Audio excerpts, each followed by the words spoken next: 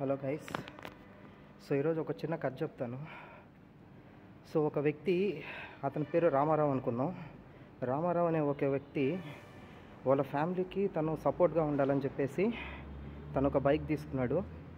తను మన ర్యాపిడో కానీ స్విగ్గీ, జొమాటో ఇలాంటి వాటికి తను యూజ్ చేస్తున్నాడు. సో తనకి కొద్ది రోజులు అయిన తర్వాత బైక్ కొంచెం సౌండ్ ఇవ్వడం మొదలుపెట్టిందనమాట. దాన్ని సర్వీస్ చేయించాలి. కానీ ఆ సర్వీస్ చేయించే టైం తనకు లేదని చెప్పేసి తను కంటిన్యూస్గా ఇంకా ఎక్కువ యూజ్ చేయడం అట్లా చేస్తూ ఉన్నాడనమాట, రిపేర్ చేయించకుండా. తనకు తెలుసు ఆ బైక్ లేకపోతే తనకి ఫుడ్ అనేది ఉండదు, డబ్బులు సంపాదించడానికి అవకాశం ఉండదు అని తెలుసు తనకి. అయినా కానీ అలానే చేస్తున్నాడు. ఓకే, ఒకరోజు ఏమైందంటే తను సిటీ కొంచెం దూరంగా ఒక ర్యాపిడో రైడ్ చేస్తున్నప్పుడు తనకి బైక్ అనేది బ్రేక్ డౌన్ అయిపోయింది. అప్పుడు తను చాలా పెద్ద ప్రాబ్లం ఫేస్ చేశాడు. అన్ని రోజులు తను ఆ బైక్ సర్వీస్ కూడా చేయించకుండా మిగిల్చిన ఆ డబ్బులంతా కూడా దానికన్నా డబుల్ అనేది ఆ బైక్ సర్వీస్ చేయించడానికి ఖర్చు పెట్టాడనమాట.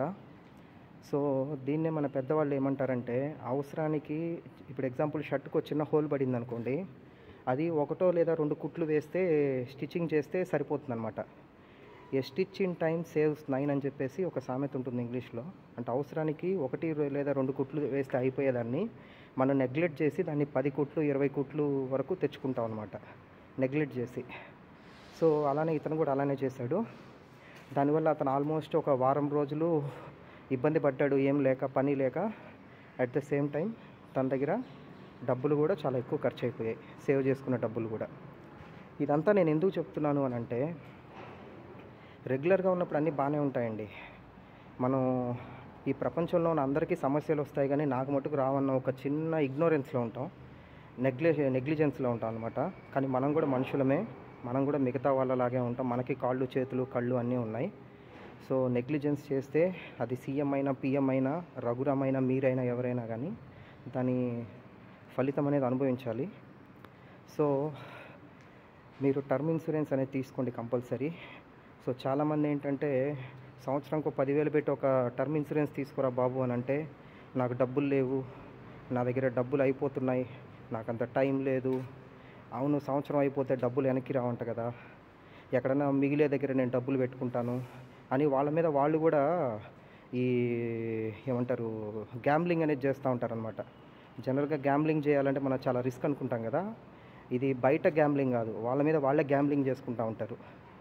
సో ఆ 5,000 10,000 ఏవైతే మిగిల్చి సంపాదిస్తున్నారో, రేపనే రోజు అతనికి టైం లేదంటున్నాడు కదా, అంత టైం లేకుండా సంపాదిస్తున్నాడు కదా, అంటే చాలా ఎక్కువ ఆధారపడి ఉందనే కదా ఆ ఫ్యామిలీ తన మీద. అంటే ఎక్కువ సంపాదిస్తున్నాడు అని అంటే, రేపు అతనికి ఒకవేళ ఏదైనా అయిందనుకోండి, ఎగ్జాంపుల్ తను యాక్సిడెంట్ అయ్యి ఇంట్లో కంప్లీట్ బెడ్ రెస్ట్లో ఉండిపోయాడు, లేదా కంప్లీట్ ప్రాణమే పోయింది. అప్పుడు ఇంత ఎరగదీసి టైం లేకుండా సంపాదిస్తున్నాడు కదా ఆ వ్యక్తే ఇంకా ఫ్యామిలీకి దూరం అయిపోతే ఆ ఫ్యామిలీ ఏమైపోద్దండి?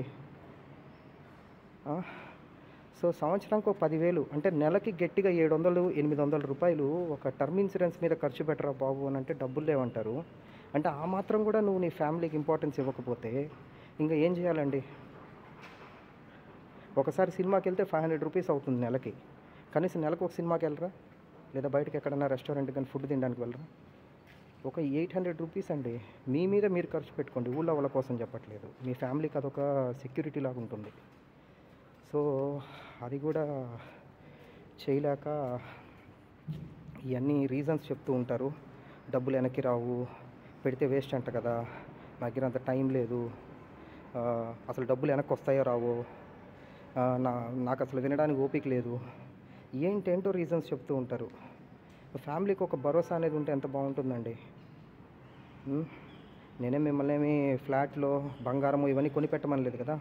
రేపు మీరు చేసే ఈ అప్పులు ఇవన్నీ కూడా రేపు అనే రోజు ఇన్ కేస్ ఒకవేళ ఆ వ్యక్తికి ఏదన్నా అయితే ఆ వచ్చే 50 లక్షలు, 1 కోటి రూపాయలు ఏదైతే ఉందో అది కూడా వితౌట్ ట్యాక్స్ అనమాట. అంటే డైరెక్ట్గా 1 కోటి రూపాయలు అయితే 1 కోటి రూపాయలు ఆ నామినీ అకౌంట్లో అమౌంట్ అనేది పడుతుంది. సో ఆ అమౌంట్తో వాళ్ళు అప్పులన్నీ తీర్చేసుకొని మిగతాది వడ్డీలకు తిప్పుకున్నా కానీ వాళ్ళు హ్యాపీగా జీవితాంతం బతకగలరండి. మేబీ జీవితాంతం కాకపోయినా ఒక మంచి టైం అనేది వాళ్ళు స్పెండ్ చేయగలరు. వాళ్ళకి ఆ టైం అనేది గడిచిపోతుంది అనమాట. ఇవి కాకుండా ఈ ఎల్ఐసీలు ఇవన్నీ కూడా ఏంటంటే మనము పే చేసేదేమో అంటే డబ్బులు ఇచ్చేది మనం ₹100 అయితే మనకు వచ్చేది ₹5 ₹6 అట్లా వస్తుంటుంది. సో నేను ఆ డీటెయిల్స్లోకి వెళ్ళట్లేదు. సో ఏదైతే కంపెనీలకి బెనిఫిట్ అయ్యేదాని గురించి నేను మాట్లాడట్లేదు, నేను కస్టమర్కి బెనిఫిట్ అయ్యే దాని గురించి మాట్లాడుతున్నాను. దాని గురించి కొంచెం మీరు సీరియస్గా ఆలోచించండి. నిజంగా మీరు మీ ఫ్యామిలీని లవ్ చేస్తున్న వాళ్ళైతే వాళ్ళకు ఒక సేఫ్టీ సెక్యూరిటీ ప్రొవైడ్ చేయడం అనేది మీ రెస్పాన్సిబిలిటీ. అంతేగాని నా ఫ్యామిలీ అంటే ఇష్టం అని ఇలాంటి గాలి మాటలు చెప్పి వాళ్ళకి బట్టలు కొనివ్వడం, వాళ్ళకి ఏం కావాలి ఇంట్లో టీవీలు కొనడం, ఫ్రిడ్జ్లు కొనడం, ఇవి కాదండి సేఫ్టీ సెక్యూరిటీ. ఆ వస్తువుల్లో చూడొద్దు. వాళ్ళకు ఒక మంచి ఇన్సూరెన్స్ అనేది ఉంటే అనుకోని పరిస్థితుల్లో ఆ టైంలో పోయి మీరు నేను కొంటాను నాకు ఇప్పుడు ఇవ్వండి అని అంటే ఇవ్వరు, ముందే కొని పెట్టుకోవాలి. సో నేను చెప్పింది మీకు ఈ మాత్రం అర్థమవుతుంది, అంత మెచ్యూర్డ్గా మీరు ఉన్నారని నేను అనుకుంటున్నాను.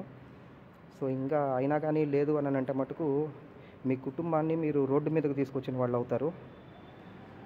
రేపు తెలుసో తెలియకో మీరు ఉన్నప్పుడు మీరు ఎలాగో వెళ్ళిపోతారు, అంటే ఎగ్జాంపుల్ మంచాన పడతారో లేదంటే పైకి వెళ్ళిపోతారో అది వేరే విషయం.